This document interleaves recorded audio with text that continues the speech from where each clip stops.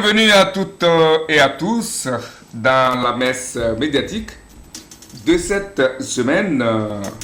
5 chapitres à égrener au menu de l'évangile de ce jour du 2 juillet 2023. L'innovation à la télévision togolaise, la chaîne nationale, l'appurement et l'affichage des listes électorales annoncées, la guerre de Kokoroko contre les établissements clandestins, la situation politique en France et la fin de la mission de l'ONU dans la protection militaire au Mali. Tout ça avec deux confrères de marque, Eric Hugues Johnson à droite, à qui je souhaite une cordiale et confraternelle bienvenue. Il est le patron du journal L'Union pour la Patrie. Aujourd'hui, L'Union. Voilà. L'Union, tout simplement. Bienvenue. Merci. Bonjour Eric. Bonjour Firmin. Bonjour chers amis téléspectatrices et téléspectateurs de Neo TV. Et de la télévision deuxième. Très bien. Firmin Teko annoncé déjà.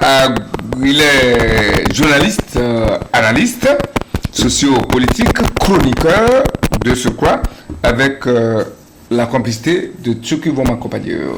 Firmin, bonjour. Bonjour Eric Talader, bonjour à mon grand frère bien-aimé Eric Johnson. Je suis heureux une fois encore de partager ce plateau avec lui. Et donc j'espère qu'avec la grâce de Dieu, nous allons passer un très bon moment. Ce qui me plaît, plaisir partagé. Oui, plaisir partagé, mais ce qui me plaît de vous, c'est le soin que vous prenez à votre barbe. Elle est très propre. Merci. Et puis toujours jolie. Merci. Et puis bien. Ouais, techniquement, c'est Alexandre Tchalem de l'autre côté qui va nous distribuer sur vos petits écrans, que vous soyez ici ou ailleurs. Ailleurs, c'est grâce à YouTube et puis Facebook et aussi TikTok. Vous pourrez nous suivre en temps réel et directement sur vos petits portables, où que vous soyez. Aujourd'hui, j'ai le plaisir d'être servi du côté de la caméra, du cadre, donc par Gantel Butola, qui m'a manqué pendant longtemps. Il est de passage, et comme il aime son travail, il a bien voulu nous rendre service.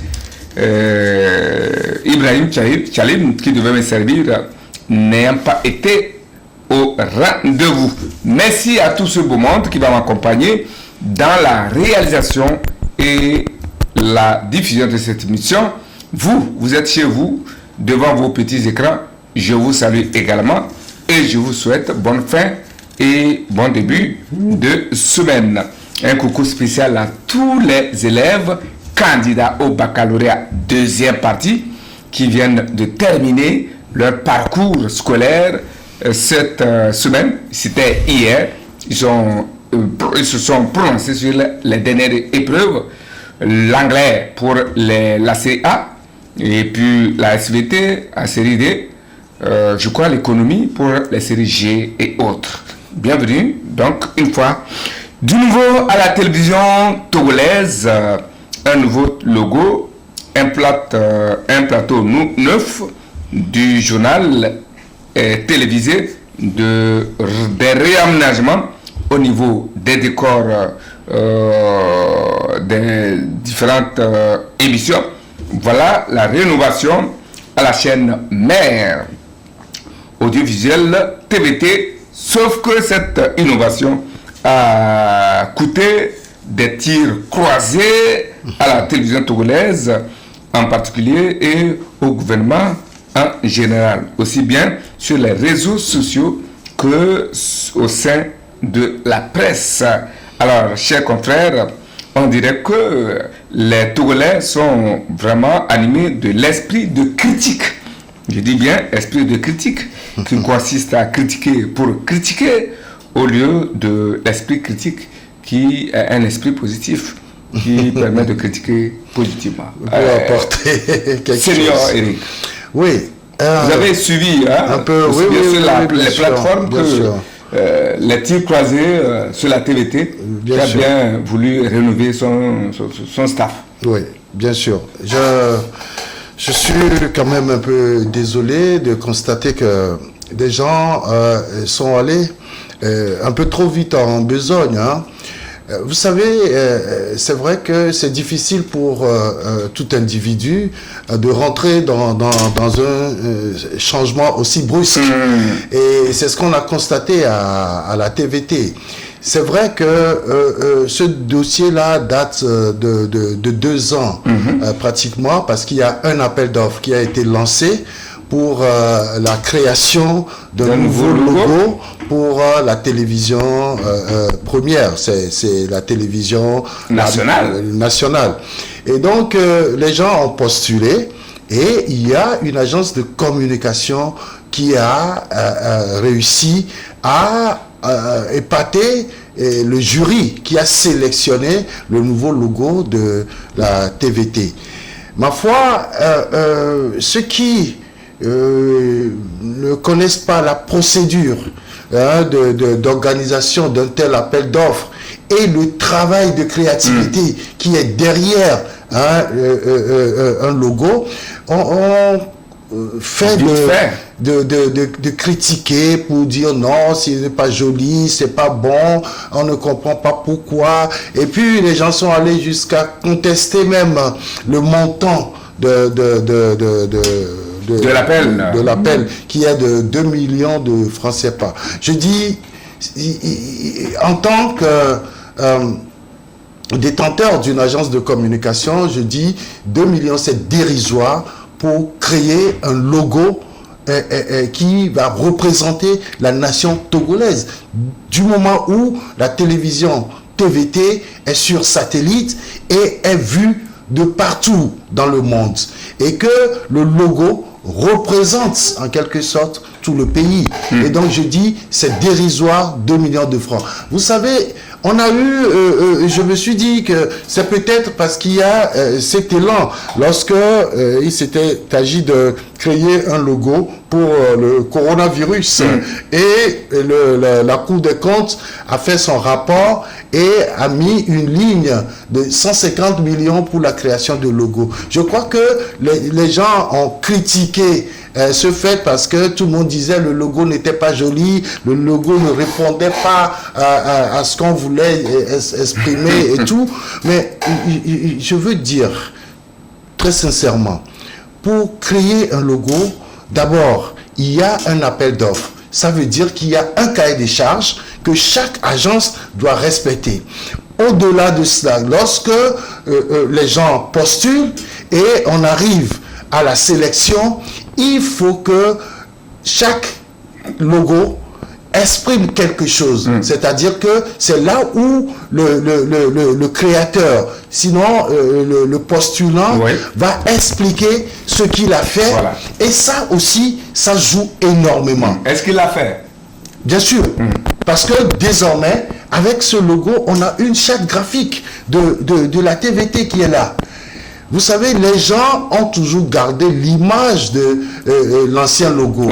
Et avec la colombe, avec voilà comment vous appelez ça, le générique qui sue. Et donc tout le monde a gardé ça. Et les gens n'ont pas tout de suite accepté ce qu'on leur a présenté il y a 2 semaines. Et donc toutes ces critiques-là, c'est dans cet ordre-là. Je pense qu'il faudrait que les gens essaient. Vous allez voir, bientôt, la tempête va passer et vous allez voir, les gens vont aimer ce logo. Oui, c'est de l'habitude. Parce que ce logo-là, quand tu le vois, ça représente déjà le Togo avec le drapeau national, où vous avez toutes les couleurs, les couleurs que nous utilisons dans notre drapeau national, le vert, le rouge, le jaune, le blanc. Et en plus, il y a l'étoile qui est là. Et donc, je crois que, personnellement, c'est représentatif de notre pays. Très bien. Firmin Teko Agbo, comment vous, analyste que vous êtes, avez-vous apprécié ce logo et ce nouveau décor au niveau des différents plateaux, surtout du journal télévisé? Et là, au passage, disons vraiment félicitations à Anita Atigakou, qui était la première à expérimenter ce nouveau décor, et avec toutes les critiques et toutes les difficultés qui sont passées par là. Peut-être si tu permets, il faut reconnaître une chose. Techniquement, le décor, on peut dire que c'est à niveau. Par contre, je pense que au démarrage, il y a eu des ratés. Beaucoup. Et comme tu es en train de féliciter Anita, puisqu'il fallait quand même être dans le mouvement pour savoir que à tel moment, il faut demander aux téléspectateurs de patienter parce que j'ai des soucis. Puisque c'était pas préparé. Et donc, il y a eu des ratés, mais elle a tenu le coup, quand même, comme tu dis, félicitations. Mais il faut reconnaître qu'il y a eu des ratés, et certainement qu'ils vont corriger. Moi, j'ai déjà critiqué cela, par exemple, au niveau de la réalisation de la régie. Lorsque vous avez un plateau en triangle, vous avez un invité en face de vous. Quand on annonce l'invité, le téléspectateur ne doit pas le voir de dos. Oui. C'est de face. De face. Mais là, il y a eu ces petits soucis et le son qui n'était pas... Alors, Firmin, votre appréciation de cette nouveauté à la télévision nationale me plaît également. Non, je veux dire quelque chose de simple, c'est que le monde, on ne peut plus ramer à contre-courant du monde. Le monde est devenu beaucoup plus technologique, le monde est devenu beaucoup plus numérique. Et quand vous suivez toutes les chaînes du bouquet, les bouquets internationaux, vous voyez les différents plateaux, et quand vous reveniez au plateau de la télévision togolaise, vous vous sentez triste. C'est comme vous n'existez pas. C'est comme votre pays n'existe pas. Parce qu'au fait, chaque pays, chaque État essaie de vendre son image. Je vais vous dire que lorsque Macron est devenu président en 2017, comme il avait 39 ans, tous ceux-là qui avaient 50 ans et qui étaient sur les chaînes de télévision publiques, il les a tous virés. Il les a fait virer. Le David Pujada qui a plus de 50 ans, les Julien Lepers. Mais David continue, hein? Oui, mais il est allé sur LCI. Oui, sur les chaînes de télévision publique. Donc David a quitté, les Julien Lepers, ceux-là qui avaient 50 ans, il les avait tous fait virer. Parce qu'ils disaient que l'image de la France doit s'afficher jeune. Voilà. Et aujourd'hui, c'est pour dire que les images que nous montrons au monde reflètent ce que notre pays est, incarne un peu notre pays. Et aujourd'hui, ce que nous venons de faire en allant à ce niveau avec ce logo et ce nouveau plateau numérique, moi je me dis nous avons fait un bon qualitatif.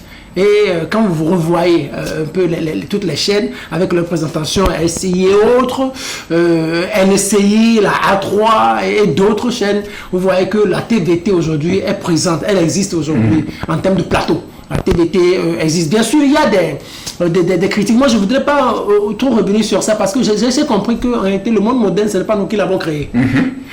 Le monde technologique, numérique, ce n'est pas nous qui l'avons créé. La TVT vient de faire un choix qu'elle doit assumer véritablement. Parce que ce n'est pas un jeu. Le numérique, ce n'est pas un jeu. Le digital, c'est-à-dire on doit avoir une équipe bien formée, une équipe performante, une équipe qui répond aux exigences du 21e siècle. Voilà. Il n'y a plus de l'à peu près. Parce que c'est du nouveau. C'est l'image du Togo que nous sommes en train de vendre. Et nous devons l'assumer. Bon, ce qui concerne le logo, vous voyez, je ne sais pas si les gens connaissaient le logo de France 2 il y a de cela 10 ans. Et le logo de France 2 aujourd'hui. C'est très simple. Là, juste un point et deux. Oh, 10 ans plus tôt, c'était pas comme ça. Vous voyez, voilà la même chose avec la TVT. C'est un peu plus simple et soft. En fait, c'est ce que le monde veut aujourd'hui. Il ne faut plus des choses trop compliquées, quoi. Qui donne beaucoup de travail à imaginer derrière. Oui, les psychologues, vous êtes les psychologues vous diront que celui-là qui s'habille, qui se parle de tout a un problème. Oui, il donne du travail aux gens. Il donne du travail aux gens. Alors que quand on voit un truc comme ça, ça veut dire un pays qui est dégagé, qui est ouvert au monde. Donc, bravo à toute l'équipe, bravo à l'État qui a fait ce travail. Mais qu'on continue de mettre assez de moyens, surtout dans la formation, et qu'on aille à d'autres sphères beaucoup plus importantes sur le plan numérique. Justement, vous l'avez dit, ça c'est de l'art, ce côté artistique. Bien sûr. Tout ce que nous venons de dire. Maintenant, le fond, c'était la forme. Maintenant, le fond, est-ce qu'il y a des choses à faire ou il n'y a pas de choses à faire sur le fond en matière de prestation du service de nos confrères de la télévision nationale? Je veux pas faire de comparaison avec d'autres chaînes nationales, mais quand vous allez à des réunions internationales et les gens donnent le montant de leur budget, et quand ça arrive sur la TVT, ma foi, vous baissez la tête parce que ce n'est même pas un budget, ça. Parce que la télévision nationale n'a pas un budget conséquent pour faire le travail qu'on nous demande de faire. Aujourd'hui, quand vous passez au numérique, ça veut dire que vous avez besoin de plus de moyens pour bien travailler. Ce qui reste à faire, c'est de doter cette télévision de moyens, non seulement financiers, mais également techniques. Et surtout en personnel, tu l'avais dit, en personnel qualifié. Aujourd'hui, vous savez, tous ceux qui sont à la TVT, ils ont fait un travail formidable pour pouvoir garder cette chaîne-là dans le mouvement international. Parce que c'était pas donné. Il n'y avait pas de moyens. Les gens qui arrivaient au boulot avec, je ne sais pas, en marchant, à midi, vous les voyez en train de chercher de l'arachide à côté, dans les avions. Et tout ça, vous voyez, c'est un personnel qu'il faut véritablement féliciter. Moi, je dis, si vous voulez avoir des prestations dignes de ce nom, il faut donner les moyens qu'il faut. Et je crois que c'est l'État qui a décidé de doter la télévision nationale d'un nouveau plateau, d'un nouveau logo, etc. Mais donc, il faut que l'État continue ce travail-là. Que la prestation soit à la hauteur de la qualité artistique à laquelle on assiste. Firmin, un mot là-dessus. Oui, non, c'est ça, il faut que l'État mette beaucoup de moyens. Vous voyez, quand vous voyez les grandes chaînes, surtout pendant les élections, pendant les grands événements, vous voyez comment on déplace les plateaux, comment c'est beau, comment on organise de différentes émissions, de différents magazines de circonstances. Moi, je pense que nous avons de grandes rencontres qui nous attendent, les élections qui arrivent par là, les nuits électorales, comment on va l'organiser, les grandes émissions relatives aux grands sommets que nous allons organiser, comment on va organiser ces plateaux. Bientôt, voilà. Comment le plateau va s'organiser. Donc ça, on ne doit pas s'arrêter là. Moi, je pense qu'on a besoin d'investir, de mettre encore beaucoup plus de moyens, parce que les gens courent, le monde ça court beaucoup plus vite. Ça court beaucoup plus vite. Si vous ne courez pas, c'est-à-dire vous allez être à la traîne. Donc, du moment où on s'est engagé sur le chemin, donc il faut continuer. On sait qu'il n'y a pas assez d'argent, mais il faut toujours chercher de l'argent pour mettre dedans, parce que les Togolais sont là pour travailler. On a juste besoin de peu pour pouvoir faire ce qui est excellent. Merci à la télévision togolaise et surtout au gouvernement pour cette innovation qui ne fait que embellir l'image du Togo, et bien de choses également aux confrères qui s'y battent chaque jour pour donner le meilleur d'eux-mêmes. Et nous prions pour que, effectivement, qu'il y ait plus de formation, parce que là, il y a parfois des ratés, des coquilles dans nos prestations. Bon, il faut que l'État y veille également. La caravane de la Commission électorale nationale indépendante poursuit son bonhomme de chemin, malgré les cris et les lamentations de certains qui demandent la poursuite du recensement dans la zone 1. Alors, Seigneur, les listes sont-elles déjà affichées? Non. Pas encore. Encore. Je crois que c'est un communiqué de la CENI qui a annoncé l'affichage de ces listes-là. Mais personnellement, je crois que les listes ne sont pas... J'ai pas encore vu de liste électorale, puisque j'ai essayé de regarder dans 2 centres de recensement et de vote, mais j'ai pas vu de liste affichée. Et les dates?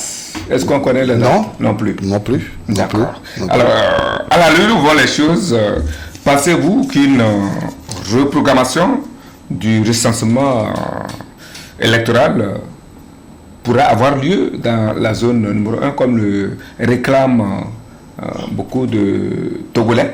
Je crois que non. Je crois que non, parce que la CENI est en train d'avancer.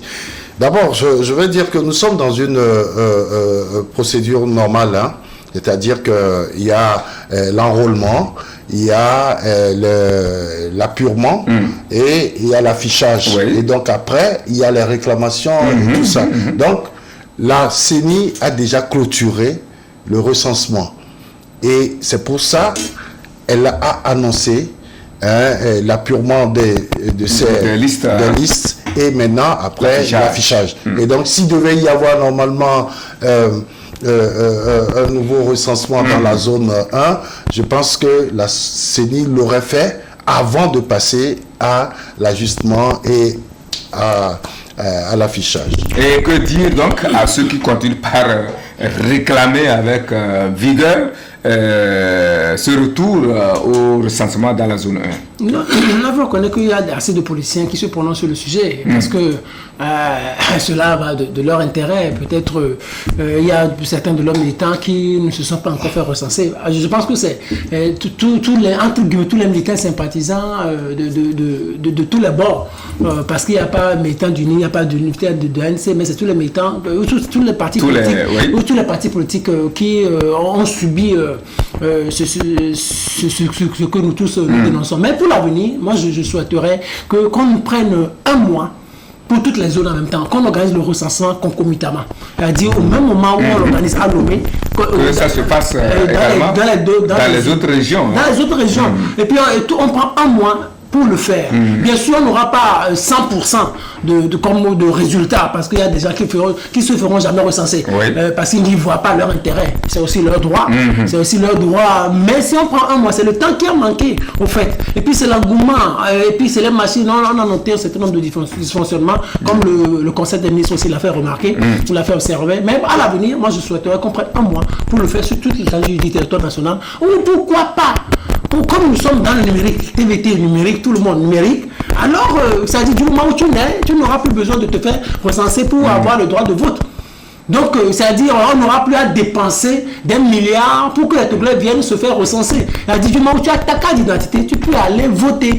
Donc, c'est ça. Je pense que ces innovations-là, la commission électorale pourrait, ou l'État pourrait y réfléchir un peu pour éviter toujours ces mêmes critiques. Parce que vous allez remarquer que les recensements précédents, ça a toujours été les mêmes critiques, et puis surtout budgétivement. Soit on accorde 2 jours supplémentaires, soit on dit 1009, soit on dit ci et ça. Donc il faut qu'on quitte ce terrain-là pour que le jeune ou l'enfant qui naît à l'avenir à 18 ans pourrait aller voter, même s'il n'a pas, il ne sait pas peut recenser. Ça devient de... Oui. Je vais peut-être dire ceci. Vous savez, comme ça se fait toujours, hein, les accords politiques priment sur la loi. Et donc, il y a certains partis politiques qui ont demandé une réunion de cadre du CPC, cadre permanent de concertation. Et donc, si cela advenait, ça veut dire qu'on peut reprendre éventuellement. Donc, c'est une hypothèse. Mais pour le moment, avec ce que nous voyons et les décisions de la CENI, donc je crois que cela ne devait plus avoir lieu. À moins qu'il y ait un accord politique entre les différents partis politiques, les acteurs politiques. La deuxième chose, c'est que vous savez, le 27 avril, le chef de l'État a accordé une interview à mon collègue de New World TV. Et là, il a annoncé un 3e recensement. C'est-à-dire, après le recensement général de la population et de l'habitat, le recensement électoral, il y aura un 3e recensement, c'est le recensement pour l'obtention du numéro individuel unique. C'est-à-dire que la biométrie, le numéro biométrique désormais, qui va permettre d'identifier chaque Togolais. Et donc, je crois que c'est la solution à tous ces problèmes que nous voyons dans le recensement électoral. Pourquoi? Parce que lorsque chaque individu a un numéro, ça veut dire que dès que vous atteignez la majorité, que vous êtes en mesure de voter, automatiquement, parce que lorsque vous amenez ce numéro-là, il suffit qu'on clique là-dessus, on connaît votre âge, on sait à peu près tout ce que vous êtes. Et donc, ça permettra désormais d'avoir une liste électorale propre, et chaque individu sera sur cette liste-là désormais. Et je crois même que avec ce numéro d'identification, vous pourrez aller voter au lieu d'avoir encore une carte d'électeur. Parce que vous avez toutes les informations de votre personne sur ce numéro-là. Et s'il s'agit d'une carte, vous arrivez n'importe où, on sait qui vous êtes, et ce que vous faites, etc. Et donc, vous pourrez facilement voter. Je crois que ce sera une solution pour finir tous ces problèmes de recensement. On est en marche. Firmin, parlons un peu de la mobilisation qui a eu lieu autour de ce recensement. Une mobilisation jamais vue depuis l'histoire du Togo. Alors, quelles leçons peut-on tirer de cette mobilisation autour des bureaux de recensement au cours de cet événement? Non, ce que je peux dire, c'est que le Togolais, moi je le découvre tous les jours. Parce que la conclusion, aussi erronée soit-elle à laquelle on était parvenu, c'était qu'on n'allait pas connaître un engouement fou, une mobilisation de l'opération de recensement, vu que, ce qu'on disait, c'est que les Togolais étaient fatigués de la politique. Et donc on s'attendait à pas grand-chose, que les Togolais montrent tout leur désintérêt vis-à-vis de l'opération de recensement. Mais quelle ne fut pas notre surprise lorsque on a commencé ici dans la zone 1, premier jour, deuxième jour, troisième jour, on a vu comment les gens commençaient à sortir. Donc c'est pour dire qu'en réalité le peuple togolais il est un peu complexe. Peut-être les politiques n'arrivent pas à comprendre ce peuple-là, ou c'est peut-être le général Léa-Dema qui connaissait vraiment ce qu'était réellement le peuple togolais. C'est-à-dire, mon analyse est beaucoup plus politique. Et moi, je dis que en réalité, aujourd'hui, avec tout ce que nous sommes en train de voir et avec les résultats que nous avons connus, surtout par rapport aux élections, moi je dis, vous allez m'excuser, le peuple est en train de retourner démocratiquement au parti unique. Je sais pas, c'est-à-dire, il y a beaucoup, au départ, au lendemain du décès du général Léa-Dema, il y a beaucoup qui disaient non, on ne veut plus de UNI, on ne veut plus de RPT, ainsi de suite, c'est la démocratie, c'est l'opposition, ainsi de suite. Mais après les différentes élections qui se sont succédées, on a vu comment ceux-là, les bases de l'opposition ont été secouées, c'est-à-dire les résultats qu'ils engrangeaient au temps du général Léa-Dema, mais les résultats sont beaucoup plus aujourd'hui en faveur de ceux-là qui sont au pouvoir. Mais que dire? C'est pour dire qu'en réalité, on comprend, moi je ne comprends pas vraiment le peuple togolais. J'aime consacrer une chronique entre-temps en disant que le peuple togolais, c'est difficile de le comprendre. Aujourd'hui, vous ne pouvez pas le cerner, le prendre comme ça et dire que il est en quelque sorte... il est ceci ou cela. Il est ceci ou cela, il est figé, non. Il réfléchit, c'est quelqu'un qui réfléchit et qui n'est pas immuable. Il est muable. Ça dépend peut-être des intérêts qu'il poursuit. Oui, Eric, cette analyse, je voudrais avoir votre avis sur la vie politique par rapport aux élections à ce jour, avec cette mobilisation autour des bureaux de recensement. On dirait qu'il y a une certaine métamorphose au niveau de la mentalité du peuple togolais ou du Togolais. ça, c'est depuis 90. C'est l'une des rares fois qu'on voit les Togolais décider à se faire recenser. Est-ce pour aller voter ou pour autre chose? Je ne sais pas. Non, c'est pas la première fois. Rappelez-vous, en 1993, il s'était agi de la toute première élection post-conférence élection nationale. Mais il fallait voir la mobilisation. Il y avait beaucoup de Togolais qui voulaient aller voter. Et cette mobilisation avait comme intention de changer de régime. Et donc, les Togolais étaient sortis nombreux quand même pour se faire recenser. Oui. Mais après, il y a eu un vrai décalage des politiques avec l'intention des populations. Parce que à la dernière minute, 2 jours avant le vote, il y a le candidat unique de l'opposition du Code 2 qui était Edem Kodjo, père son âme, qui a déposé sa démission. Parce que poussé par les autres de son clan, soit disant que l'élection ne sera pas crédible, l'élection ne sera pas ceci ou cela. Et donc, voilà. Je crois que aujourd'hui, les Togolais sont en train de comprendre beaucoup de choses. Il y a eu des élections législatives, surtout, où on a demandé aux gens exprès de ne pas aller se faire recenser et de ne pas voter. Ne pas aller voter. Parce que si tu ne te fais pas recenser, tu ne pourras pas voter. Oui. Tu n'auras pas ta carte d'électeur pour y aller. Et donc, les gens ont compris, après 2 ou 3 exercices qui se sont effectués dans les mêmes conditions, avec un boycott, etc., les gens ont compris que beaucoup de décisions, beaucoup de lois, continue par... pas être voté, pas être légiféré, mais ils sont obligés de les appliquer alors que cela n'est pas de leur assentiment, tout simplement.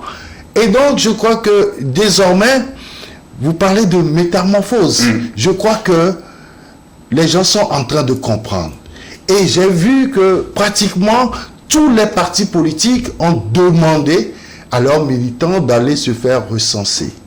Parce que tout le monde a compris que boycotter une élection n'a jamais été une solution à quoi que ce soit. Mais il y a eu ce petit effet novici aussi, hein. Faut pas l'oublier, oui, pas du tout.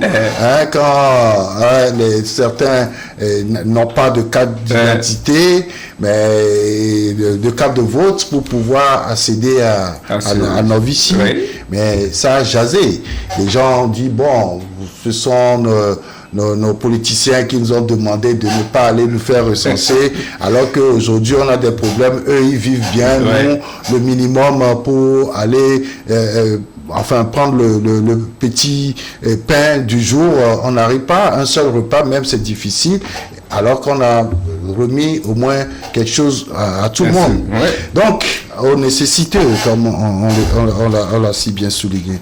Donc je crois qu'il y a eu beaucoup de ces phénomènes-là qui ont poussé, et surtout les élections législatives, puisque nous sommes aujourd'hui dans un régime où le mandat présidentiel est limité. Et donc, si on doit toucher à la Constitution prochainement, mais c'est à l'Assemblée que ça commence toujours. À moins qu'on aille à un référendum. Mais ça commence à l'Assemblée. Et donc, si nous boycottons encore ces élections, ça veut dire que l'on peut retoucher encore à la Constitution et que le mandat peut être encore ouvert. Et là aussi, ça a commencé par travailler les ménages, voilà. les uns des autres. Mais j'apprends qu'il y a le MPDD qui demande aux gens de boycotter les prochaines élections législatives déjà. Ah bon?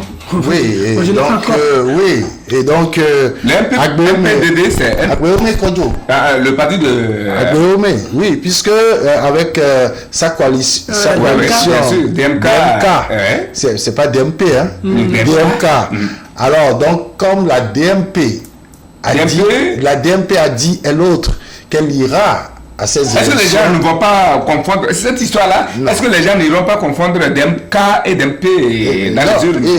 Ils se disent déjà que du moment où la DMK ne veut pas y aller, c'est DMP la voie sera bien ouverte pour la DMP. Mais ce qui est sûr, je crois que les gens sont en train de réfléchir. Aujourd'hui, les Togolais, ils veulent vivre enfin, je sais pas. Le Congrès? Oui, mais il faut pas encore pousser les gens à des choses qui vont conduire à des affrontements, à des tiraillements, etc. Aujourd'hui, tout le monde réfléchit au développement. Quand vous regardez un peu les pays à côté, et tout se passe bien parce que les gens, les politiques réfléchissent véritablement au développement de leur pays. Il faut qu'on arrête ces politiciens-là pour prendre à bras le corps le développement de ce pays. Je dis, il y a eu cette mobilisation parce que les gens sont en train de comprendre désormais beaucoup de choses. Et il ne faudrait plus qu'on vienne leur dire non, ne faites pas ceci, faites cela, mais il faut qu'ils y aillent eux-mêmes de leur cœur, avec leurs pensées, avec leurs idées. Ils sont donc déterminés et ils ont pris ou ils prennent leurs responsabilités. Un autre sujet, il y a quelques jours, Seigneur Eric, le ministre de l'administration territoriale, lançait la guerre ou déclarait la guerre contre les églises fantômes qui exercent, je dis bien le ministère de l'administration territoriale. Ah d'accord. Il lançait il y a quelques jours la guerre contre les églises fantômes qui exercent sur la terre de nos aïeux. Aujourd'hui, c'est son homologue des enseignements primaires, secondaires, techniques et de l'artisanat, professeur Kokuroko, qui lui emboîte le pas et dit non aux écoles clandestines, comme pour dire que le gouvernement autrement de notre sœur Victoire Tomiga Ndogbe fait bien son bonhomme de chemin. Firmin? Moi, je me dis que le professeur Kokuroko, il sait exactement là où il va. Parce que depuis qu'il a commencé ces réformes, il ne s'est pas encore arrêté. Et chaque jour, il affiche sa détermination. Et aussi ça, c'est encore une mesure. Entre-temps, c'était les enseignants et aujourd'hui, c'est les écoles 255, si je ne me trompe pas. 295. 295, oui. Ça allait à 295. Bon, donc 295, donc près de 300 écoles qui vont fermer. Je pense que c'est une mesure forte. On dit que les réformes n'ont jamais été faciles. Les faire a toujours été difficile. Donc moi, peut-être, il a tous les critères, il a toutes les informations, et c'est ça qui fonde sa décision. Mais sauf que je me dis que il y aura assez de dégressement dedans, parce que par exemple, c'est des emplois qui vont être perdus, oui, des emplois qui vont être perdus, des pères de famille, ça va toucher un peu le social. Je ne sais pas comment les mesures qu'ils prennent pour compenser ça. On dit aussi qu'à l'avenir, il y aura un recrutement de plus de 4000 enseignants. Oui, 4501 enseignants. Alors peut-être que le concours est déjà lancé. Donc peut-être ces enseignants vont postuler et le social... ça va endiguer un peu. Ça va endiguer un peu. Sinon, c'est une mesure forte. Si c'est pour enseigner, parce que l'école africaine, l'école togolaise, l'école africaine même dans son ensemble a un problème. c'est pas seulement Togo, l'école africaine, parce que vous voyez, j'ai l'habitude de dire quelque chose de très banal, simple. Si les Chinois sont à ce niveau, c'est parce qu'ils ont mis un accent particulier sur l'éducation. Oui. Si les Occidentaux sont à ce niveau, c'est parce qu'ils ont mis un accent particulier sur l'éducation. Alors aujourd'hui, si nous voulons être au niveau des Chinois, au niveau des Occidentaux, des pays puissance, alors il faut que nous retouchions notre école, notre éducation. Je pense que c'est peut-être ce que Kokoroko a commencé, que l'État l'accompagne et qu'il y ait d'autres mesures plus importantes et qui puissent rehausser le niveau de l'éducation togolaise. Oui, Seigneur, vous vous souvenez d'autres sorties, celle du ministre de la Culture et des Loisirs qui interdisait les clips et vidéos porcelettes à caractère pornographique. Et puis après, c'était les églises, je le disais tantôt. Et aujourd'hui, c'est les écoles clandestines. Disons que le gouvernement a vraiment pris son bâton de pèlerin pour assainir le secteur. Beaucoup de secteurs, finalement. Les secteurs. Mais il faut se dire une chose. Il y a une loi qui encadre la création d'écoles privées. Oui. Et donc, je crois le ministre Manganawe, en son temps, avait essayé de supprimer des écoles qui sont créées. Lui-même, il disait en son temps comme des greniers et dans des bas-fonds, dans des salons, dans des garages. Il voulait fermer toutes ces écoles-là, mais l'idée n'est pas allée à terme. Et le 17 octobre l'année dernière, Kokoroko avait déjà sorti une note appelant les écoles privées qui sont déjà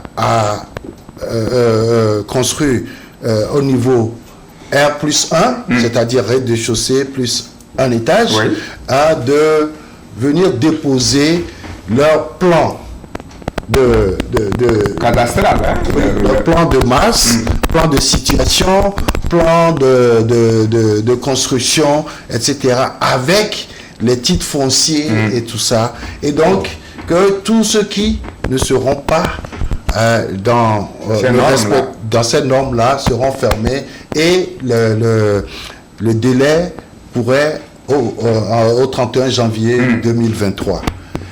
Pendant ce temps, il y a une association des écoles privées qui, avec l'appui du ministère de l'enseignement primaire, secondaire, technique et de l'artisanat, a fait un travail sur le terrain en allant sensibiliser tous les promoteurs de ces écoles privées-là et en leur demandant de se conformer à la loi. Mais je crois que pendant tout ce temps, il y a un autre travail que le ministère faisait à côté, parallèlement. Et c'est de voir aussi la qualité de l'enseignement qui est donné dans ces établissements privés.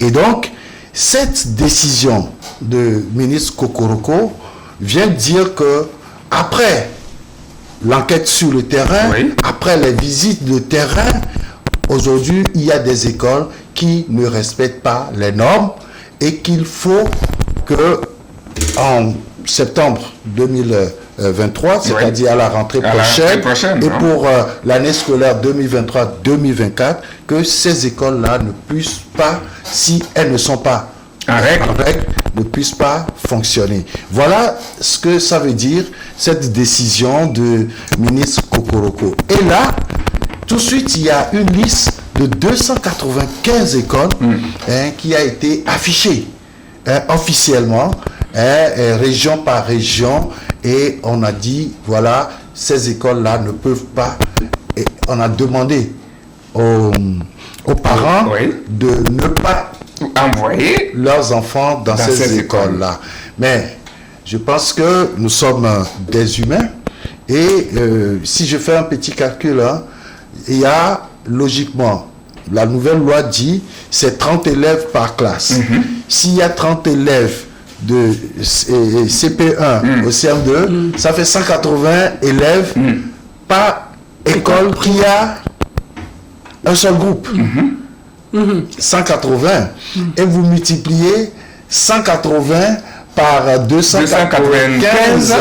Vous imaginez déjà le nombre, à peu près 10 000 élèves qui seront, donc... Non, qui ne seront pas. Oui, mais parce qui seront hors. Oui, on a demandé aux parents de les orienter ailleurs. Et ce tailleur-là, c'est où? Voilà. Sauf que aujourd'hui, le travail que fait ce lot d'écoles-là est important. C'est parce que à un certain niveau, l'État ne peut plus créer des écoles pour absorber tous ces élèves-là que le privé existe. Et donc, si on laisse toutes ces écoles-là sur le carreau, je pense qu'il y aura beaucoup de problèmes. Vous parliez tout à l'heure du côté social. C'est important. Et j'avoue que les écoles privées doivent aussi faire un effort. Un effort pour se conformer. Surtout en ce qui concerne l'enseignement délivré. Puisque, vous savez, ce que payent les parents pour les écoles privées, sincèrement, ne suffit pas pour gérer ces écoles privées. D'où le recrutement d'enseignants qui ne sont pas forcément qualifiés pour enseigner dans ces établissements. Et donc, on leur paie, je ne sais pas, peut-être le SMIC. Parfois même pas. Parfois même pas. Oui. Je connais des écoles où les gens continuent par gagner moins du SMIC. Moins du SMIC, moins de 52 500. Et donc, voilà une situation qu'il faut forcément essayer de régler. Vous savez, quand j'ai regardé un peu la liste, je prends une région comme la région des Savanes. Aujourd'hui, il y a beaucoup de projets qu'on envoie vers cette région-là parce qu'on estime que c'est une région très pauvre. Vulnérable. Et 78 écoles qui seront fermées là. Vous imaginez cela? Et donc, avec cette situation de précarité, on va encore fermer des écoles. Donc, je pense que il faut forcément que les fondateurs, ceux qui initient ces écoles-là aussi, essaient de se mettre en règle pour pouvoir continuer. Oui, Firmin, c'est vraiment une équation très difficile à résoudre. Difficile parce que, effectivement, on a besoin d'un enseignement de qualité et des écoles agréées, mais aussi avec des infrastructures qualifiées, mais aussi que, bon, dans cette situation, qu'est-ce qu'il faut faire? L'économie, le social aussi doit tourner. Non, je pense qu'il revient à l'État de voir un peu, ou soit que cela se fasse de façon progressive. Mais l'adhésion est déjà prise. Progressive, ça a commencé il y a longtemps. Oui, mais c'est-à-dire l'adhésion est déjà prise. Regardez par exemple. C'est une loi. Et ils ont sorti quelque chose d'important. On parle de la région des Savanes. Ce sont 10 écoles fermées. Vous voyez le nombre de chômeurs que cela va créer. L'argent qui va circuler dans cette zone-là, parce que les parents qui vont envoyer les enfants à l'école vont payer et cet argent-là va circuler dans la zone. C'est une manière d'injecter de l'argent dans l'économie. Et là, donc la précarité va encore augmenter. C'est 48 dans la savane. 48. Donc la précarité va encore augmenter en termes de pourcentage.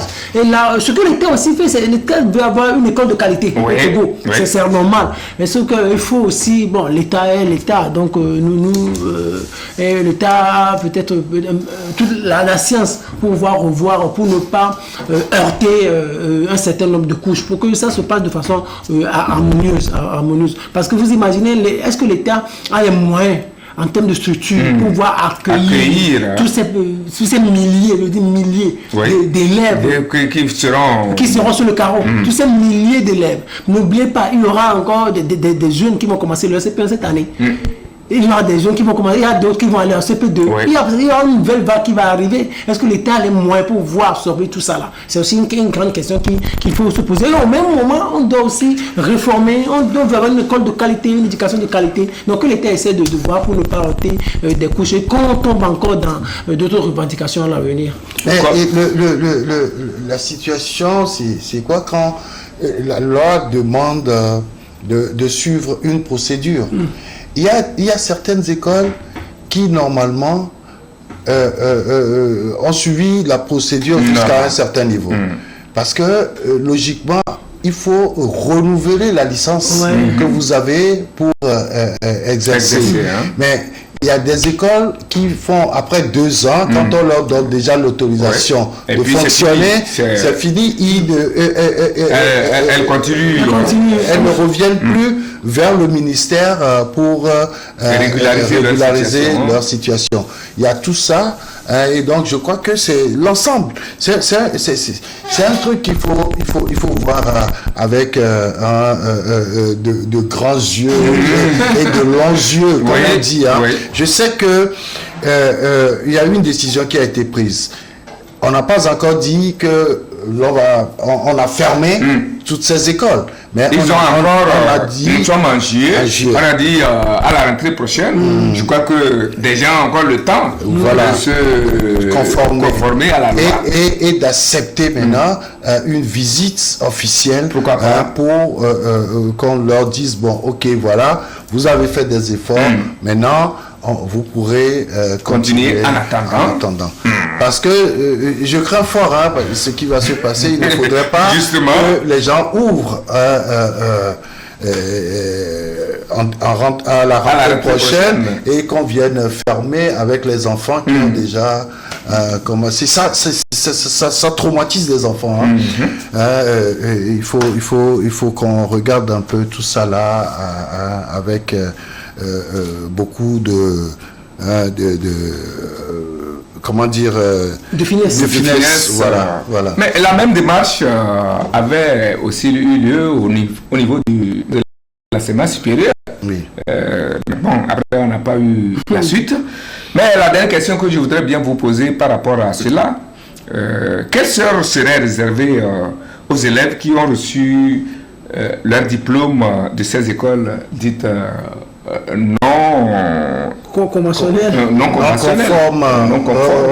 Non, mais surtout au niveau de l'enseignement supérieur. L'enseignement supérieur, c'est quoi le problème? C'est le problème de diplôme. Il y a des écoles supérieures qui délivrent elles-mêmes des diplômes qui ne sont reconnus nulle part. C'est là la difficulté. C'est tout ce qu'on reproche à ces écoles. Des écoles avec des thématiques qui sont acceptées et voulues par des élèves et des étudiants et leurs parents. Moi, je veux aller dans ce domaine-là. Et on trouve rapidement une école supérieure et on envoie l'étudiant.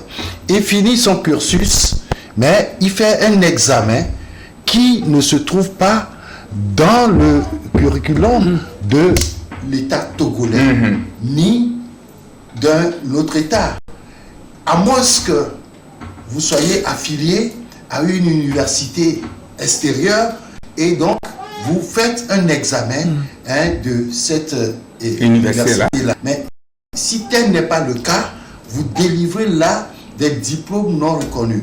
Cela s'est passé avec des étudiants qui ont eu leur diplôme dans des écoles supérieures ici et qui se sont retrouvés à l'extérieur voulant continuer leur cursus, mais ils sont bloqués. Parce que leur diplôme n'est pas reconnu par la nouvelle université qui devait les accueillir.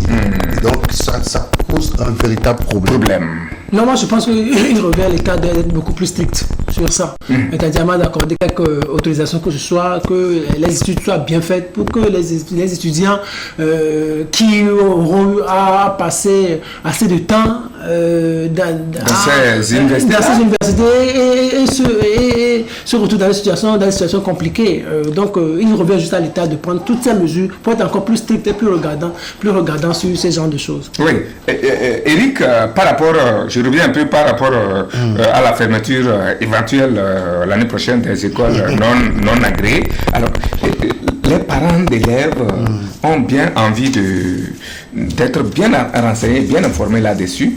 Est-ce que l'État entend, à part outre ces communiqués et puis ce que nous faisons sur les plateaux ici, vraiment publier la liste de ces écoles pour que les parents puissent vraiment être bien renseignés pour savoir que faire? Je crois que cette décision a été envoyée aux différentes inspections scolaires sur toute l'étendue du territoire national. Et donc, c'est à ces inspections-là de faire ce travail-là en disant que dans ma circonscription scolaire, pédagogique, cette école-là ne devrait pas ouvrir. Bon, je crois que c'est ce travail-là que ces inspections ont à faire. Et nous comptons beaucoup sur la fermeté de Kokoroko, du ministre Kokoroko. Oui, mais est-ce que la corruption ne peut pas... Il faut compter aussi sur sa largesse aussi, pas seulement sa fermeté. Mais aussi la corruption. Est-ce que la corruption... Nous avons le professeur Kokoroko, c'est un juriste. Oui. Donc en droit, il y a toujours la loi et aussi l'indulgence du juge. Donc il sera indulgent aussi par mes Les nouvelles qui circulent sur la toile en provenance de la France ne sont pas du tout gaies pour tout francophone et surtout francophile. La situation est tellement préoccupante que le président Emmanuel Macron a dû avorter une réunion internationale pour retourner dans son pays où se déroulaient des événements très malheureux et une réunion de crise. Alors, Firmin, je sais que tu es beaucoup sur la toile et tu t'intéresses beaucoup à l'international, pas moins que Monseigneur ici. Que se passe-t-il, pour ne pas dire que se passe-t-il, comme le dirait l'autre, en France de Emmanuel Macron, notre métropole? Notre métropole, moi je pense que notre métropole a un problème historique. Je pense que tout ce qui se passe, moi je veux le voir, je ne veux pas voir le fond ou le fait en question où le jeune Naël a été assassiné par un policier parce qu'il a refusé d'obtempérer, et c'est ça, c'était le début des manifestations. N'oubliez pas que cette année aussi, il y a eu l'affaire de 49.3. Oui. 49.3, la retraite a été adoptée par Francine, par le gouvernement. Donc, il y a tellement de manifestations. Et vous avez dit que Emmanuel Macron a voté une de ces rencontres qu'il devait avoir en Allemagne. Aujourd'hui, normalement, on l'a reporté sur mardi. Cette même année, le roi anglais, le roi britannique, devrait venir en France. Mais on l'a avorté jusqu'à présent, il ne s'est pas encore rendu en France. Alors, qu'est-ce qui se passe? Moi, je pense que les Français, quand on voit un peu tous les chefs d'État français qui sont passés, ils ont toujours connu les mêmes problèmes. C'est-à-dire, il y a toujours des soubresauts, des manifestations. Du général de Gaulle, vous allez vous rappeler, mai 68, avec les universités, avec les étudiants. Pompidou est arrivé, Giscard d'Estaing est arrivé, François Mitterrand, avec les réformes par rapport à l'emploi. Il a dit par rapport à l'emploi, je n'ai plus rien. Et Chirac est arrivé avec son premier ministre Dominique de Villepin, où il y avait à l'époque le CPE, le contrat première embauche, où les Français se sont... je sais pas, ils ont manifesté dans les rues. Sarkozy est arrivé avec la réforme des retraites. Hollande est arrivé avec le mariage pour tous ces autres types de manifestations. Emmanuel Macron, c'est la même chose. Moi, je pense que les Français ont un problème par rapport à l'histoire. Moi, je me dis, peut-être ça peut être une mauvaise analyse, mais je me dis qu'en réalité, les Français ont subi ce qu'on appelle l'absolutisme royal. Ils ont été maltraités par des rois, ils ont été brimés, ils ont été opprimés. Et donc, ils ont gardé ça et ils se sont dit, à l'avenir, on ne va plus subir ça. C'est pour ça que lorsque le royaume est tombé, ils sont allés à des républiques. Par exemple, avec la Constitution de 1875, après la Constitution de 1946, ils voulaient plus d'espace de liberté. Mais regardez, le problème a encore commencé comment? On va commencer avec le général de Gaulle. Le général de Gaulle qui vient imposer une constitution. Cette constitution-là, on dit constitution, régime semi-présidentiel, c'est une constitution qui rend toujours le chef d'État fort. Les Français ne veulent plus supporter ça. Moi, je me dis, les Français ne veulent plus supporter. Vous allez voir que le général de Gaulle, il a toujours, quand il fait faire passer une loi, il dit, soit vous votez la loi, soit je démissionne. Par référendum, vous votez oui, soit je démissionne. Et les Français, à un moment donné, en 1969, ils se sont dit, on ne veut plus, on ne veut pas voter cette loi-là. On dit non. Et il a dû démissionner. Et vous avez vu, après, Pompidou est arrivé, Giscard d'Estaing est arrivé. Donc les Français se sont dit, mais on ne veut plus de chef d'État fort. C'est ça le problème. Maintenant, c'est Sarkozy, il est venu, c'est lui qui a introduit cette histoire de 49.3. 49.3, c'est quoi? C'est ancien pour ceux qui nous regardent. C'est-à-dire, lorsque le gouvernement envoie une loi, ou une proposition de loi, ou un projet de loi à l'Assemblée nationale, un projet de loi à l'Assemblée nationale, si l'Assemblée ne le vote pas, le gouvernement fait passer cette loi-là. Oui, c'est ça. Oui, c'est ça. C'est ça, c'est une dictature insérée dans la Constitution française de 1948. Ça rend le gouvernement et le président fort. Elle dit, vous votez ou vous ne votez pas. Si moi je dis, cette loi va passer, ça va passer. Et Sarkozy qui est revenu. Et ça, les Français n'en sont pas contents. Emmanuel Macron, comme vous voyez aujourd'hui, quand il était ministre de l'économie, il avait fait voter, il avait fait passer une loi, on l'appelait à l'époque la loi Macron. Les Français, à l'Assemblée nationale, ne l'avaient pas voté. Donc ils ont dû utiliser la 49.3 pour faire passer la loi Macron, économie, la loi Macron. Maintenant, les Français l'ont toujours à l'œil. Il est devenu président, il fait passer encore une loi comme ça avec la réforme des retraites. 49.3. En réalité, les gens se disent, mais c'est quoi? C'est comme on est en train de nous imposer des choses. C'est ça le problème des Français. Les Français ne veulent plus subir de l'absolutisme royal qu'ils ont subi de par le passé. C'est pour ça que moins de choses, ils se retrouvent dans la rue. C'est un peuple qui aime être libre. Donc c'est un peuple aigri, hein? Un peuple aigri. Historiquement aigri. Oui, qui est mélancolique par rapport au passé. Parce que le contraire de c'est la nostalgie, non? Oui, c'est un peuple qui est mélancolique par rapport au passé. Qui est aigri, qui ne veut plus subir quoi que ce soit, aucune dictature.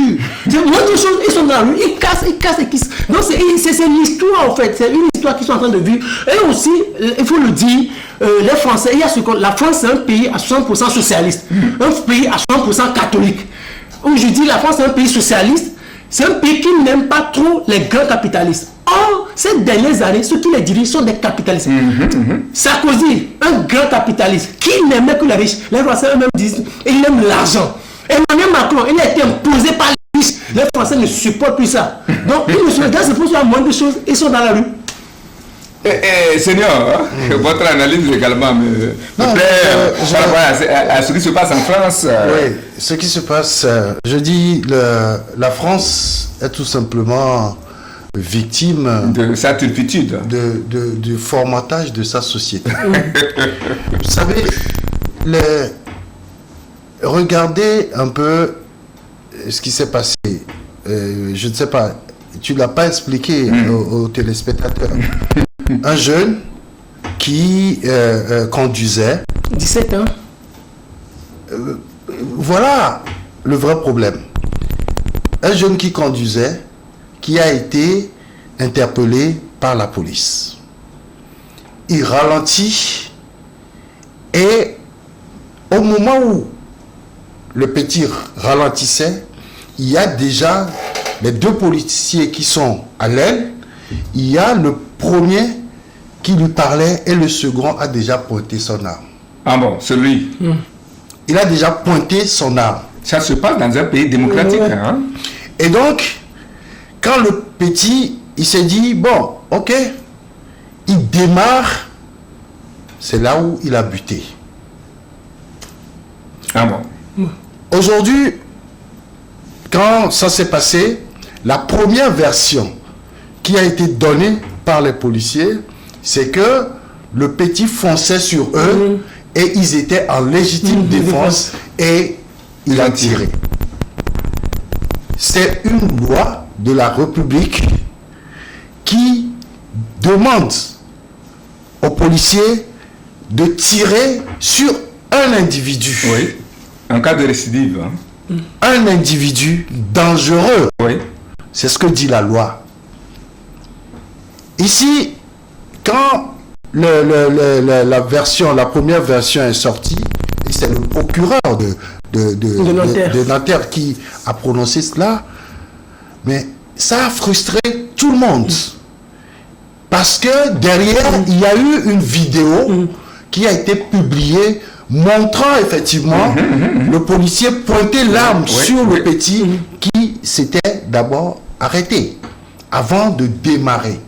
Donc quand on l'a buté, sa voiture est allée cogner, je sais pas, un mur, je sais pas comment, un truc en béton là-bas.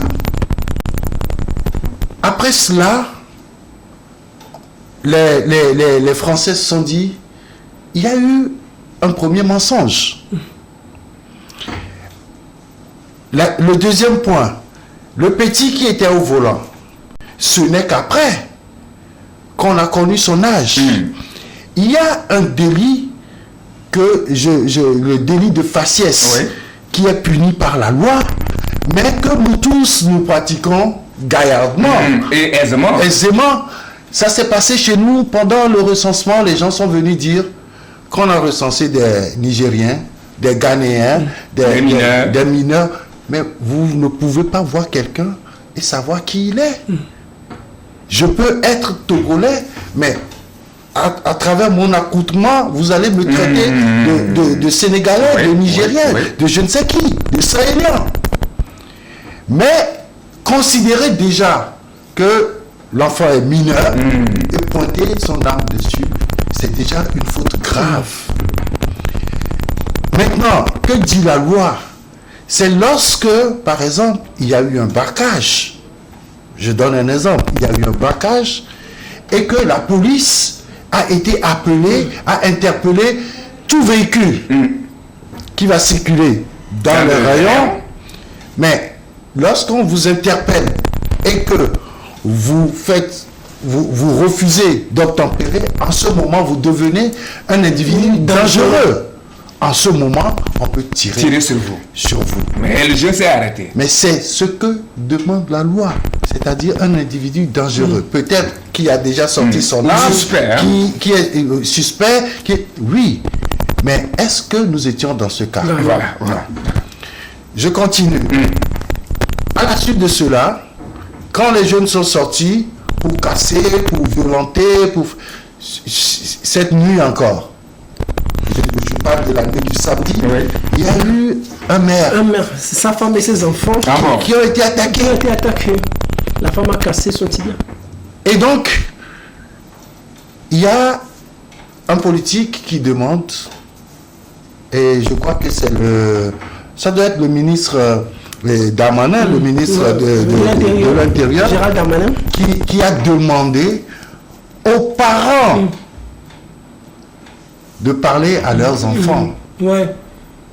Et c'était hier lors de son point de presse. Mais qu'est-ce que ça veut dire?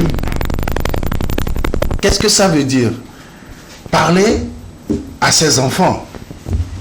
Ça veut dire que on considère que tous les enfants qui sont en train de casser ont des parents. Alors que déjà en France, quand l'enfant a 18 ans, le parent ne peut plus le contrôler. Ah oui, il est majeur. Il est majeur. Maintenant, on a dit aussi qu'il y a des mineurs qui ont participé à tout ça. Pourquoi ces mineurs-là quittent leurs parents pour aller casser? On a dit qu'on a tué un jeune. C'est vrai. On vient d'enterrer le jeune en intimité familiale. Mais pourquoi il y a tout ça? C'est là je m'offusque contre le président du parti de Marine Le Pen. Le Rassemblement National. Oui, le Rassemblement National, je parle de Jordan Bardella qui dit, qui prend cause et défense en disant que ce sont les immigrés qui sont à la base de toutes ces casses-là. Je voudrais dire, parler ainsi à un peuple, ça veut dire que vous êtes en train de livrer les étrangers à la vindicte populaire. Ça veut dire que tous ceux qui sont en train de casser, ce sont des étrangers, c'est-à-dire soit des Arabes, soit des Africains, des Sahéliens, des Asiatiques, etc. Mais je crois que ceux qui sont en train de diriger la France, ce sont des gens, permettez-moi, mais ils sont civilisés. Ils sont civilisés parce qu'ils savent que c'est un problème français. là où je parle du formatage de la société française.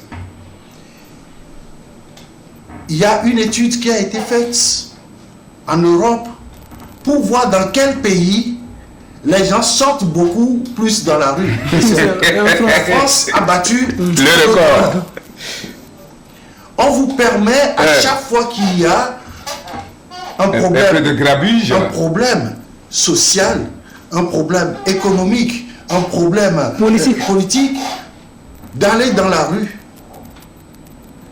Et à chaque fois que vous allez dans la rue, il y a toujours derrière des casses, il y a du vandalisme et il y a même des tueries, des morts. Des pertes en vie humaine. Hein? Et comment on peut accepter une société comme ça? Aujourd'hui, ce que la France vit, c'est parce que il a fait l'histoire en se basant sur le royaume et la République. Mais moi, je vais encore plus loin en disant que oui, il y a la République. Mais nous disons chez nous ici qu'il faut que tous les citoyens connaissent leurs droits et leurs devoirs. Est-ce que c'est maintenant, il faut apprendre aux Français leurs droits et leurs devoirs, pendant que nous pensions qu'ils sont en avance sur nous et que ce problème-là est derrière eux. Mais nous voyons très clairement que c'est un véritable problème. Je vais chuter vraiment. En parlant de Bardella, Jordan Bardella. Je vais lui dire, s'il pense que ceux dont il accuse de faire tout ça là, si leurs parents n'achetaient pas un seul produit français dans la journée, ils pensent que la France serait développée? Jamais. C'est le lieu de commencer par dire à nos chefs d'État de riposter contre ces propos-là, parce que c'est une injure. Nos compatriotes, nos frères africains sont en danger permanemment avec ces propos-là, ces propos racistes, soit disant que oui, la France pour les Français, et il est allé même dire que tout ce que la France a donné à ces gens-là, qu'elle est en train de la récupérer du revers de la main. Non, c'est de la blague. C'est exagéré. J'ai suivi son interview sur LCI ce matin. Je crois qu'il faut que nos chefs d'État commencent par dénoncer ces propos-là. Nos dirigeants ne doivent pas rester sans rien dire à ces messieurs-là. Et d'ailleurs même, il y a des chefs d'État qui reçoivent ces leaders-là des partis d'extrême droite là. Il faut qu'on arrête ça. Parce que sans nous aussi, ces pays-là ne pourront pas se développer. On envoie des milliards, les pays africains envoient des milliards en France. Mobutu l'avait dit. Mobutu l'avait dit. Il faut qu'on arrête ça. Il faut qu'on arrête ça. Merci, Seigneur. Merci, Firmin. Le temps, certainement, est en train de partir. Un dernier sujet, c'est celui par rapport à ce qui se passe au Mali. Le Mali a décidé, si je ne me trompe pas, de faire partir la mission de l'ONU pour ses interventions militaires dans ce pays. Alors, le départ de l'AMISMA ne risque-t-il pas d'être une autre source de problème pour le Mali? Vous savez, moi, ma position n'a pas changé par rapport au Mali. Moi, j'ai jamais dit que l'esclavage est une très bonne chose. Il faut arriver à un moment donné, travailler à son indépendance ou à son autonomie. Mais ce que je reproche aux Maliens, ce que je nous reproche, nous Africains, c'est la méthode. C'est la méthode. Si nous n'avons pas la bonne méthode, nous allons subir à l'avenir. C'est-à-dire, il ne faut pas montrer aux autres, aux Occidentaux, c'est-à-dire, il ne faut rien afficher de frontal. Sinon, vous allez subir. Les Sékou Touré ont essayé. On a attendu des années plus tard. Les Français et les Occidentaux sont revenus. Et c'est la même chose. Vous allez voir que Doumbouya ne parle plus. Parce que Doumbouya a compris le jeu de l'Occident. Et ce n'est pas qu'il s'y soumet, mais il essaie de réfléchir. Là, il y a des gens qui connaissaient bien les Occidentaux. Ils ont essayé de gérer jusqu'à la fin de leur vie. Oui. Les Mobutu, les Bongo. C'est pas qu'ils ont vendu l'Afrique. Là, au fond, c'est pas qu'ils ont vendu, mais ils ont compris que, c'est-à-dire, il ne sert à rien de mourir martyr. Si vous n'apportez rien, il n'y a qu'une seule personne qui est morte dans ce monde et qui a assombri le ciel. C'est Jésus-Christ. C'est ce que l'histoire nous apprend. Donc, c'est-à-dire, vous jouez au martyr, vous montez au monde que vous ne voulez pas, vous affichez une guerre frontale, vous ne gagnerez rien. Et surtout, aux Occidentaux, c'est-à-dire, pour le moment, ce qu'on peut demander, c'est la révision des clauses des contrats. Moi, je suis pour ça. Il faut que ça aille de façon méthodique. On a fait, les mouvements ont fait, mais rien n'a changé. Les mouvements ont fait, rien n'a changé. Mais les 140 ont fait, rien n'a changé. Moi, je dis, il faut aller de façon méthodique. De façon méthodique. On sait que les Nations Unies, les puissances occidentales, elles sont là pour piller l'Afrique. Tout le monde le sait. Mais il faut aller de façon méthodique. Sinon, nous allons les subir. Des années plus tard, les Nations Unies vont revenir. Il n'y aura rien à faire. Seigneur. Oui. Le Mali n'a pas demandé à la mission de partir. La mission arrive à sa fin le 30 juin 2023. Et donc, c'est le renouvellement que le Mali n'a pas accepté. Ah, d'accord. Il y a eu des consultations aux Nations Unies et je crois que tout le monde s'est mis d'accord. Parce que l'État malien est allé démontrer que la MINUSMA n'a pas accompli sa mission. Et donc, l'État ne veut plus de la MINUSMA au Mali. Mais cela n'a pas été fait, comme ce n'était pas passé comme une lettre à la poste. Il y a eu des gens qui ont riposté, qui se sont opposés et qui n'ont pas voulu. Ils ont plutôt préféré que ça continue parce qu'il y a aussi des arguments. On dit par exemple que cette mission consiste surtout à protéger les civils. Nous sommes devant une situation de guerre asymétrique. Les djihadistes, les terroristes, c'est pas des forces armées régulières qu'on peut tout de suite identifier. Quand ces gens-là arrivent quelque part, vous ne saurez jamais que ce sont des terroristes, que c'est des gens qui le lendemain vont tuer. Vous ne pourrez jamais le savoir. Mais le vrai souci pour les Nations Unies, c'est la population. Il faut protéger les civils. C'est vrai qu'il y a des groupes armés qui ont aussi avancé cet argument en disant non, si la mission, la MINUSMA quitte le Mali, l'accord qu'il y a entre aujourd'hui une partie des groupes armés et l'État malien saute. Ça ne va plus exister. Parce que c'est la MINUSMA qui est venue encadrer cet accord-là et les gens arrivent à discuter entre eux. Mais si la MINUSMA part, je crois que tout est fini.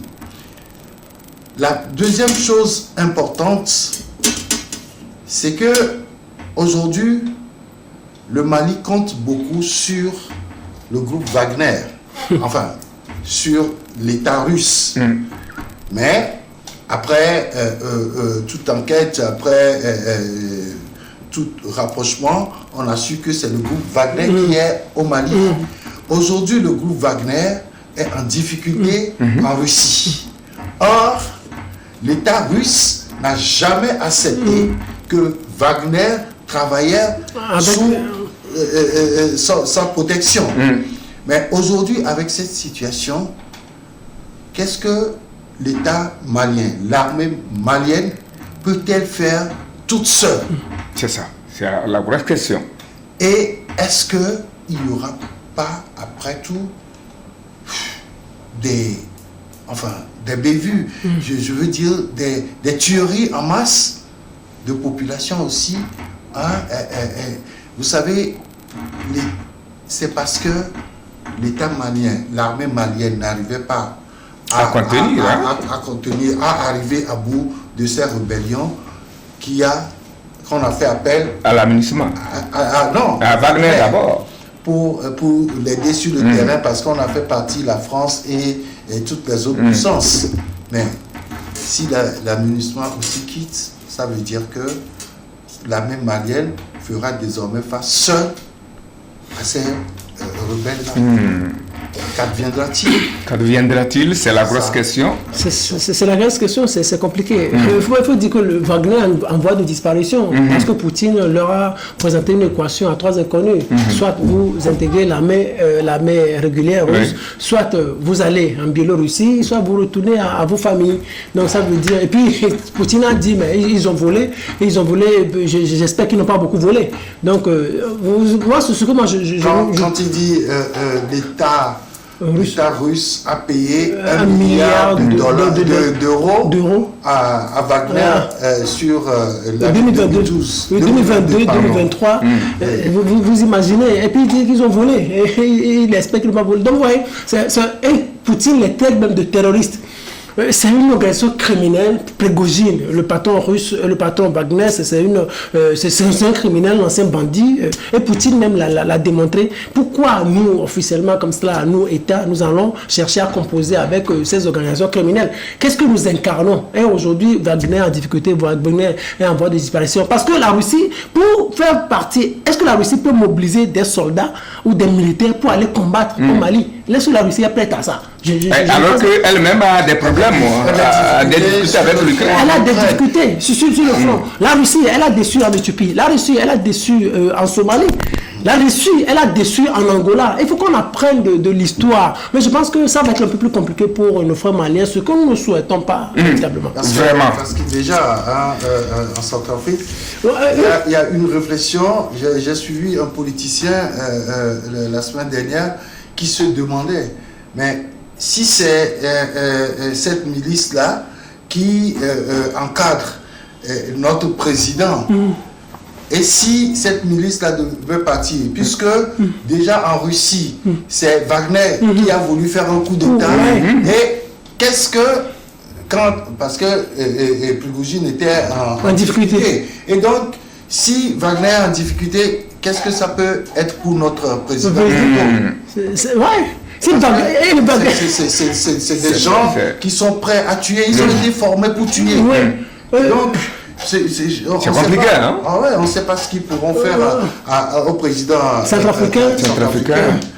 C'est compliqué. Vous imaginez quelqu'un...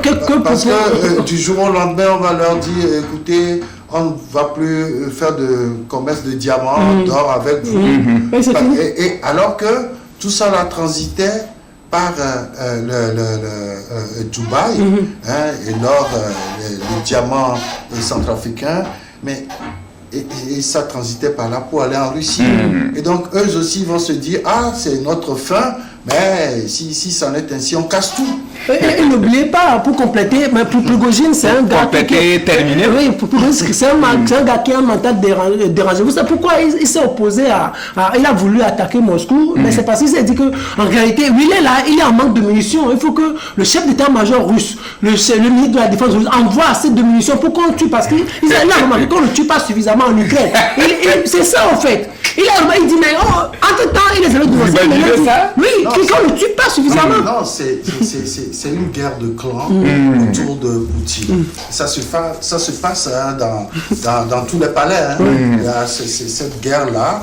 Et donc, Prigojine, en fait, c'est qu'il était trop proche de Poutine. Et donc, Poutine l'utilisait sur beaucoup de fronts.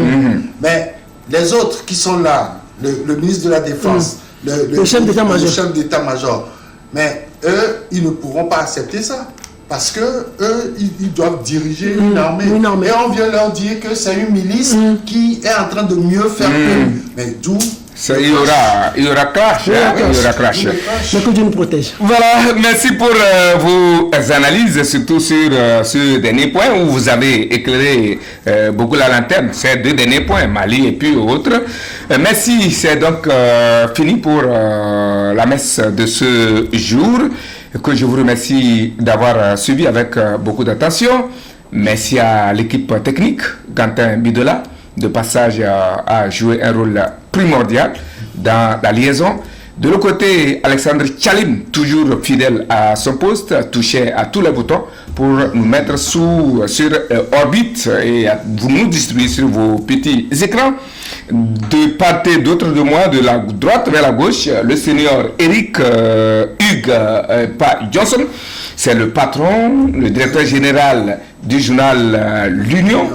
Et Firmin Teko Agbo, il est journaliste, analyste politique, et chroniqueur également. Il est passé par Radio Nana FM. Il était sur ce plateau également. C'est 2 fidèles. À chaque fois que je leur fais appel, ils n'ont jamais hésité un seul instant. Moi, c'est Eric Talandais. Je suis le prince héritier de la Bina.